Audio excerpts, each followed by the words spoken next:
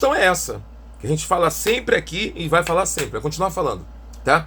Pessoas estão criando um comércio, vendendo o nome de Jesus, arrumando clientes, que é um povo que não conhece a Bíblia Sagrada, falando coisas que Jesus não falou, colocando palavras na boca do próprio Deus, da boca do próprio Jesus Cristo, saindo da essência do Evangelho, ficando ricos, tá? Em cima de algo santo, de algo sagrado, de algo que não deveriam fazer. E os outros que estão ao redor, que sabem que aquilo é errado, falam, não vou me levantar, porque se eu criticar, entendeu?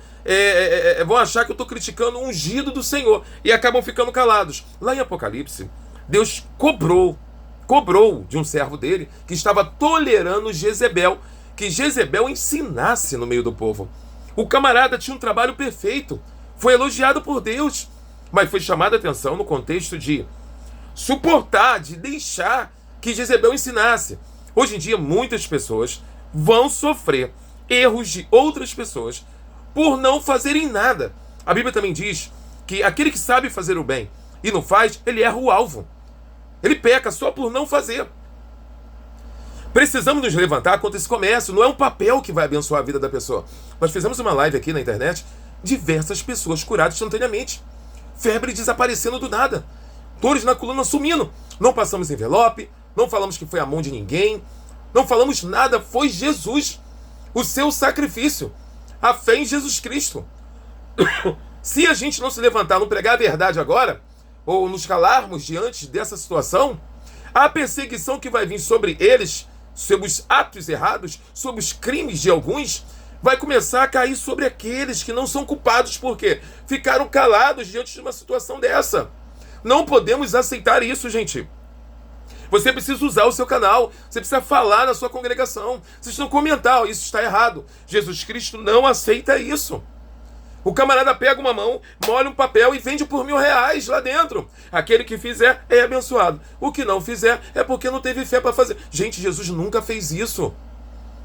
Nunca falou que se você é próspero, se você tem tua casa na praia, se você tem sua empresa, você é abençoado. Aquele que não fez não é abençoado, ele nunca falou isso. Você nunca comentou sobre isso, entendeu? Aí muda as pregações para coach, aí começa a usar o lugar como casa de show e evento, em o nome de Jesus, no nome do Evangelho, olha só, que criaram um novo Evangelho. Aí criam áreas diferenciadas, essa área aqui é para quem ganha mais, aquela área é mais pobre, aquela área ali é inferior. Isso não existe, isso nunca existiu. Se a gente não se levantar agora, alguma coisa vai acontecer. E já está acontecendo, porque diversas pessoas estão se levantando contra o verdadeiro evangelho, pensando que o evangelho de Jesus é isso que está sendo pregado, porque a gente está calado. Nós temos a nossa parcela de culpa, gente. Não é só quem erra, não. Nós também temos, porque nós conhecemos e ficamos calados diante dessas coisas. Devemos falar contra essas práticas. São práticas antibíblicas. São práticas erradas. Jesus Cristo não morreu na cruz do Calvário para que tivéssemos uma casa na praia. Você sim estuda, se forma para ter uma casa na praia. Entendeu? Você trabalha, dá o teu jeito, usa da sabedoria que Deus te deu, da saúde que Deus te deu, entendeu? Que deu a todos, do sol que brilha sobre todos. Você vai lá fazer o seu melhor para ter uma casa na praia, não é pecado. Entendeu? Tem uma mansão até em Marte. Mas não fale que Jesus morreu para fazer isso por você. Porque aqueles que não têm vai falar que Jesus não é com eles. Você está sendo injusto. Você está usando de uma falsidade. Isso não é real, isso não está certo. Você não consegue entender? Então, se a gente não se levantar agora e não falar essa verdade para as outras pessoas, todos estarão no meio de mentiras. No passado não foi diferente. Tá? Vamos prestar atenção. Jesus está ali pregando o evangelho. E as pessoas queriam que ele fosse um grande político. Que ele dominasse sobre Israel. Que ele restaurasse, que ele acabasse com a guerra e desse o poder a Israel. E Judas está vendo. Jesus começa a curar o paralítico. Opa, esse homem tem poder. Se ele tem poder para curar o paralítico, olha, Jesus pega a moeda de quem é a cara aqui? É de César. Dê a César o que é de César. Opa, esse é o grande político. Aí os políticos começam a ficar com medo, né? E se esse cara tomar nosso lugar? Eu não faço o milagre que ele faz. Eu não ressuscito como ele ressuscita. Olha só as pessoas. Eu não falo tão bonito como ele fala diferente. Ele fala como o cara que tem autoridade. Esse homem está levando uma multidão, ele é um grande político. Quem era materialista pensava, Jesus é um grande político. Por quê? Não via o reino espiritual, e Jesus a todo tempo falava que o reino dele não era aqui. Já realmente também para tirar essa visão política. O meu reino não é aqui. Não somos daqui. Entendeu? O meu pai tá a preparar casas e foi falando que não era aqui na terra. Judas está olhando. Falou, agora eu quero esse cara. Esse cara eu quero comigo. Ele vai restaurar Israel. Ele vai fazer isso, aquilo, outro.